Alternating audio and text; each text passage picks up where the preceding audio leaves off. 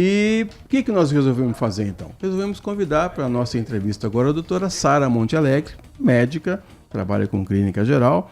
E nessa época do ano, doutora, o que aparece de doença, eu não sei se o inverno traz mais doença do que o verão, mas olha, vou contar uma coisa para a senhora, viu? As pessoas se cuidam menos no inverno, doutora? Bom dia, obrigado por ter vindo aqui aos estúdios da Rádio Bandeirantes. Bom dia. Não é que se cuidam menos, as pessoas muitas vezes não se preparam para o inverno. Acho que a hora que o inverno começa, e principalmente nessa mudançazinha, outono e inverno, que a temperatura já cai, aí que as pessoas vão procurar cuidado, né? Roupas adequadas, vacinas, sendo que as vacinas, que são os melhores métodos, né, de prevenção, já estão à disposição desde meados de abril. Então, esse tipo de prevenção e de cuidado, muitas vezes as pessoas só vão acordar ou se ligar, né, para esse tipo de cuidado agora que esfriou realmente. E os famosos, eles fazem, às vezes, de vez em quando, boas ações para nós, réis mortais. A Virgínia Fonseca, ela relatou que o filho dela teve bronquiolite. Não só ela, como alguns famosos também relataram. E ele é uma doença que começa como um simples sintoma de resfriados e depois avança para uma bronquiolite. Quais que são os cuidados? Quando procurar um médico? Essa doença só afeta bebês? Não, essa doença afeta adultos também.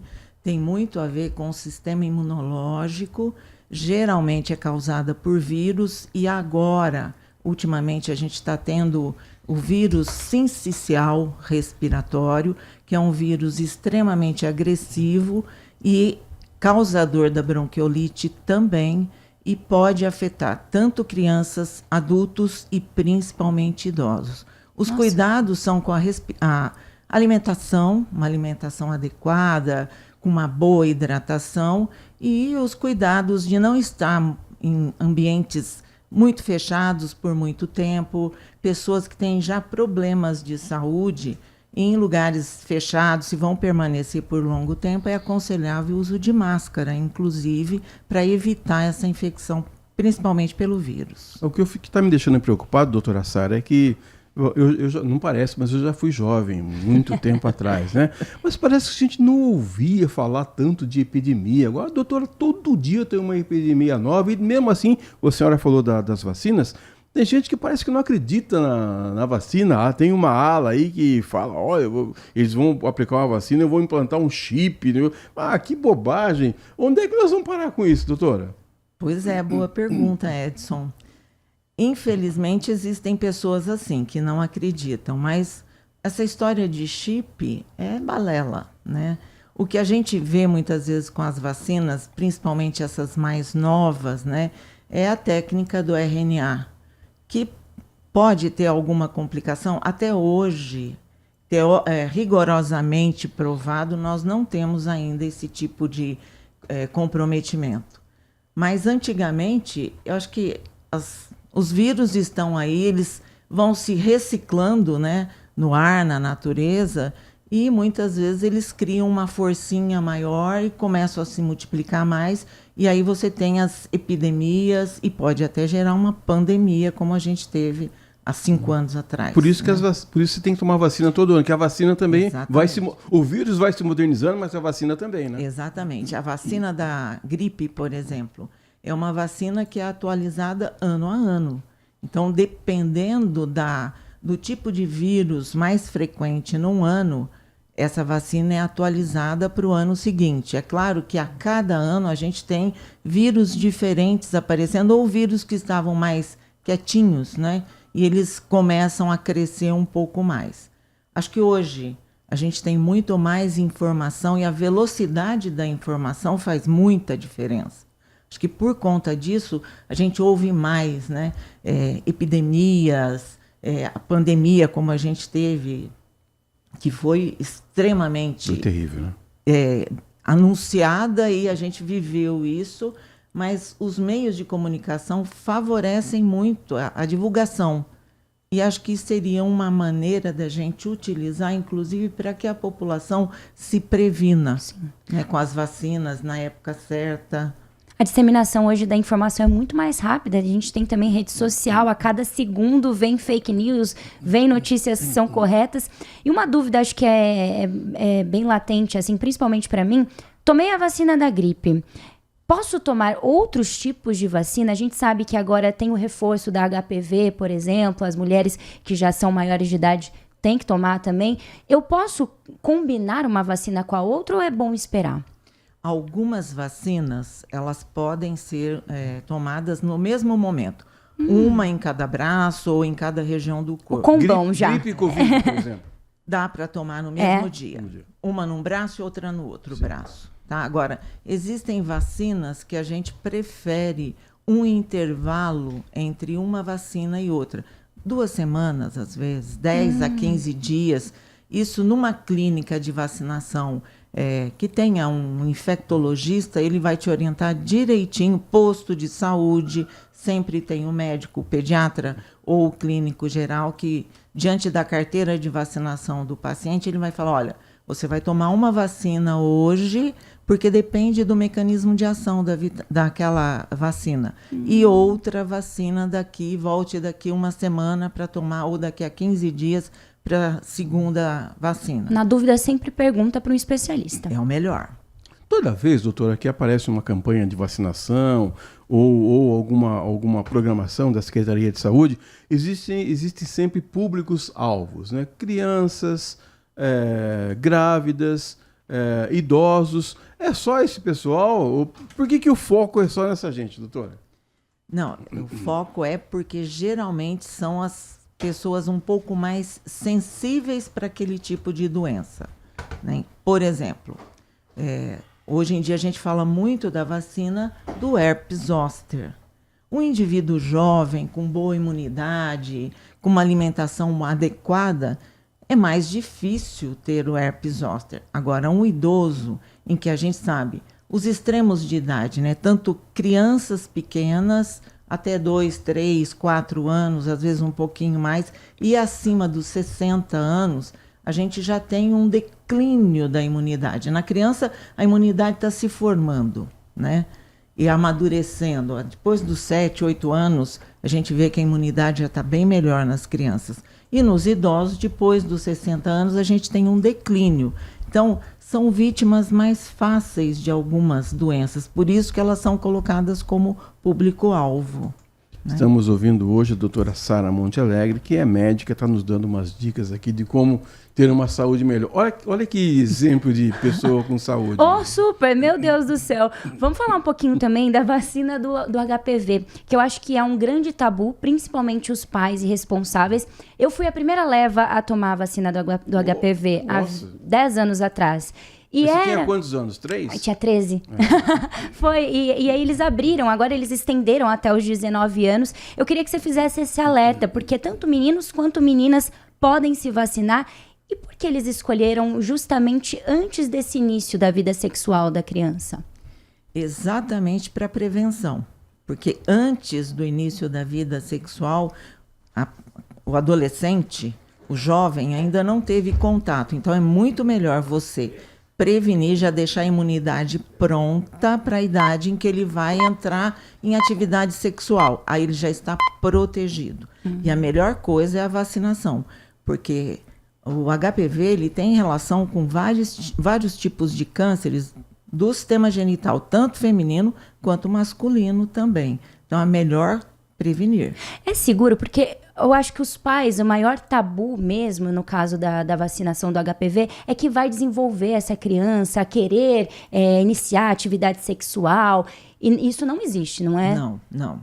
A vacina é proteção. Aí, o início da atividade sexual, isso depende muito do meio em que essa criança, esse adolescente vive, o tipo de orientação sexual que tem em casa, na escola. Então, papel do pai não é só vacinar e achar que pronto. Não, orientação em casa tem muito valor. E os melhores frutos vêm dessa orientação em casa. Cada família tem um tipo de atitude com relação à atividade sexual. Início, tipo de companheiro, de parceiros. Essa orientação é de casa. Isso não é papel, o médico pode até ajudar muito nesse sentido. Até na prevenção, né? Exatamente, mas não é parte só do sistema de saúde ou só do médico esse tipo de orientação. Vacina, sim.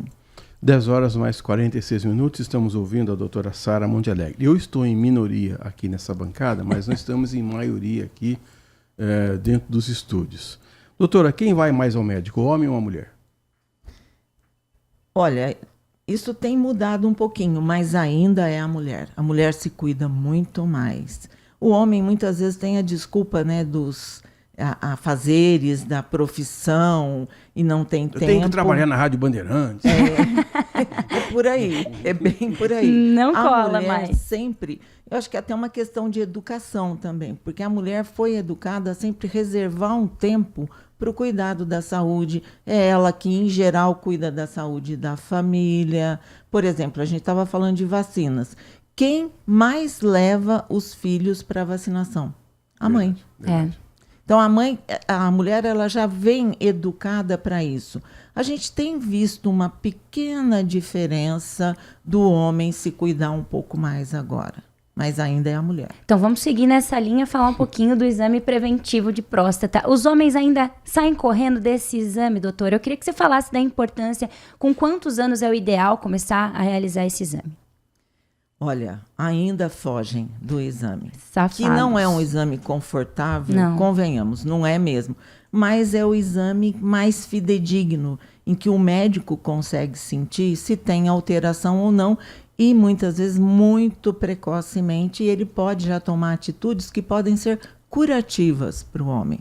Não é porque tem um câncer de próstata que o futuro acabou. Não, tem tratamento e tem sobrevida boa, livre de doença, né? Esse exame, ele precisa ser um pouco mais falado, né? Mais anunciado. E para os homens, em geral, se tem história de câncer na família, é claro que a prevenção, o exame, pode começar mais cedo. Mas, em geral, por volta dos 45, 50 anos de idade, já é bem aconselhável procurar o urologista e fazer o exame de próstata. Eu sempre gosto de falar aqui que o Dr. Lídias Castilho, o urologista, salvou a minha vida. Detectou com câncer precoce de próstata faz 10 anos, graças a Deus. E curou. Estou curado. Pois curado. Mas fui cedo. Eu não sei se meus pais, se meu pai, meu avô, meus avós iriam se submeter a um exame desse. Pois é, e a gente vê que homens têm uma questão de preconceito muito grande com esse exame, né?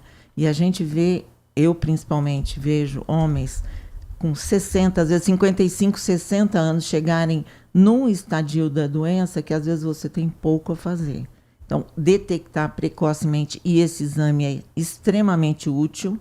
É claro que hoje a gente tem um arsenal de exames, tem exame de sangue, tem ultrassom, outros tipos de exame.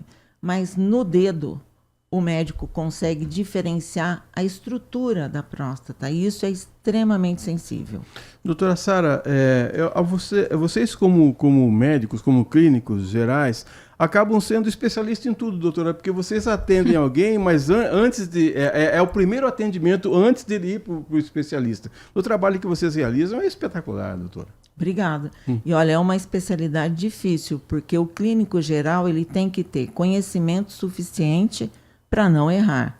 E principalmente para saber a hora certa em que o especialista entra no cuidado daquele paciente. Então é um conhecimento vasto. Não é como a gente via antigamente, que o clínico geral, ou como a gente diz hoje, né, o internista, a clínica geral está relacionada à medicina interna, que mais ou menos são sinônimos, né?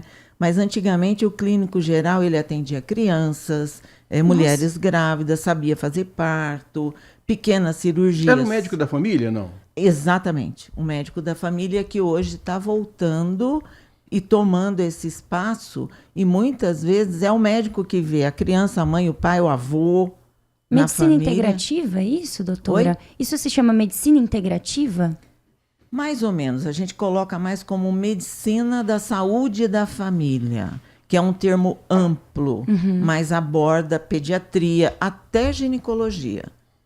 Cuidado do adulto, mulher não, grávida, homem, nas diferentes fases da vida, e consegue conduzir como um clínico geral, entre aspas. Sim. Né? Doutora, uma coisa que tem acontecido muito, que é muito alarmante, muitos casos de morte súbita em pessoas extremamente jovens. Por que esses casos têm aumentado? Olha, essa pergunta é complexa. É, né? Mas é assustador, porque são pessoas extremamente jovens, de 20, 22 anos, morrendo simplesmente do nada. Pois é, o que a gente vê muitas vezes, uma das causas que a gente sempre precisa ter em mente são os problemas cardíacos, e a gente tem visto, às vezes, em jovens com excesso de prática de atividade física sem supervisão adequada. Tá? Uso de substâncias abusivas, algumas medicações que têm interação com o sistema cardiovascular e podem gerar problemas cardíacos que muitas vezes é uma vez e pronto, vai para óbito. Mas isso é uma questão assim de... O jovem, muitas vezes, ele não se preocupa muito de que qualquer coisa possa acontecer com ele. Eu sou jovem, né? Pois é, tem saúde, a vida inteira pela frente. 3 energéticos com cafés por dia, né? E você tocou num ponto fundamental, energético. Tem substâncias que são estimulantes do coração. Se essa pessoa já tem algum problema de saúde cardíaco, por exemplo, pode desencadear uma arritmia e da arritmia uma parada cardíaca. Então, esses energéticos a gente toma muito cuidado. Essas medicações, essas substâncias que os jovens usam nas academias ou às vezes até sozinho mesmo para aumentar o desempenho na atividade Estilo física. um pré-treino, vamos dizer assim. Exatamente. Então, são estimulantes que muitas vezes eles não têm noção de que tipo de substância tem ali e quais são as ações no organismo. Então, isso a gente precisa tomar muito cuidado. E nunca é demais a gente falar também que fumo e álcool, nem pensar, não é, doutor? Olha, são pontos que a gente deveria... Eu não sei por que etilismo é considerado uma droga lícita. Do meu ponto de vista... Tanto o tabagismo quanto o etilismo deveriam ser colocados como ilícitos, porque eles causam prejuízos imensos. E o pior de tudo, muitas vezes esses prejuízos eles vêm silenciosamente acontecendo. E a hora que aparece o primeiro sintoma, às vezes você já tem um diagnóstico de uma doença grave. Tabagismo, por exemplo. Quantos casos a gente vê de pessoas que desenvolvem fibrose pulmonar, uma doença extremamente grave, incapacitante, que pode ser desencadeada ou piorada pelo tabagismo. Isso você vai ver depois de alguns anos de tabagismo. O etilismo. Muitos jovens têm usado álcool com os energéticos e outras substâncias. O álcool, em pequenas quantidades, muito pequenas quantidades, ele pode até ter algum benefício para a saúde, mas, em geral, as pessoas exageram. E a manutenção do etilismo, tá, por algum tempo, mesmo que ele não seja diário, é prejudicial, sim. E o combo álcool com uma outra medicação, muitos jovens usam medicamentos controlados, tarja preta e misturam com álcool. Isso também pode ser um fator de risco? Com certeza, é um grande fator de risco. E como você tinha colocado anteriormente, né, morte súbita em jovens. Esse é um fator importante. Misturar álcool com medicações extremamente controladas. Tá? São duas situações que não podem estar junto. E muitas vezes são misturadas. Muito bem, 10 horas e 55 minutos. Quero agradecer. Tem mais alguma pergunta para a doutora Sara? Acho que só para finalizar, voltando a falar do inverno, porque uma coisa que acomete muita gente é asite, sinusite, rinite. Tem como controlar ou de fato vai ficar o inverno inteiro fungando? Muitas vezes o fungar é porque a higiene do nariz ou das vias aéreas não foi completamente feita. Então, soro fisiológico não precisa ser o rinossoro ou outra medicação com outro componente. Basta o soro fisiológico. Lavar o nariz com soro fisiológico limpa a via aérea, principalmente a cavidade nasal. Isso melhora muito. Agora, se a pessoa já tem algum tipo de alergia, é claro que precisam outros cuidados para evitar que tenha um quadro infeccioso também. Perfeito. Obrigada, doutora. Agradecer então a doutora Sara Monte Alegre, que nesse feriado veio aqui nos ajudar Pois com muitos é. conselhos, muitas dicas, pedir para que a senhora volte sempre. Muito obrigado. E sempre que tiver alguma novidade, sempre que tiver alguma dica na área de saúde, por favor, venha participar do Manhã Bandeirantes. Eu que agradeço.